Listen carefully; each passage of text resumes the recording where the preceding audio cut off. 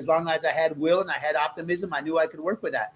Eddie came in and said, "Hey, buddy, I'm self-taught. I'm a 1970s guy. I learned everything through BMX and football by teaching myself." That's what we used to do back in the day. We didn't have specialized trainers. We didn't have sports performance trainers, yoga coaches, tie your shoe coaches like they do nowadays, right? Yeah. We only had to do. You had to go figure this out. Either you were good or you sucked. That was the whole thing. So working with Eddie, he says, "I'll tell you one thing, Chad. I've never worked with a spinal cord patient before. I worked with athletes and ACLs and ankles and shoulders and labrums and everything else, but I've never had to worry about a spinal cord injury." So Eddie said, "I became very well self-taught during this whole process. I don't use the TV because in prison, the biggest fights started over the TV. So I don't watch. Yeah, so I don't watch TV. Even at home, the husbands and wives fighting over what they're going to watch and the channel will give me the controller. I don't even do it. I don't even get in that route because the TV for me is a waste of time. It was a waste of time. I saw people in prison, waste of time.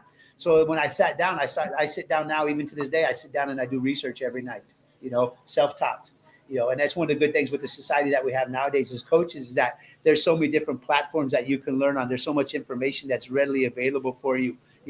Don't spend your time surfing TikTok and Instagram and looking at your scrolls and your feeds. If you're going to be on something, why don't you do that to better yourself? Which that's what I did with Eddie. And next thing you know, 354 days after his accident, we got him back on the bike and he was riding.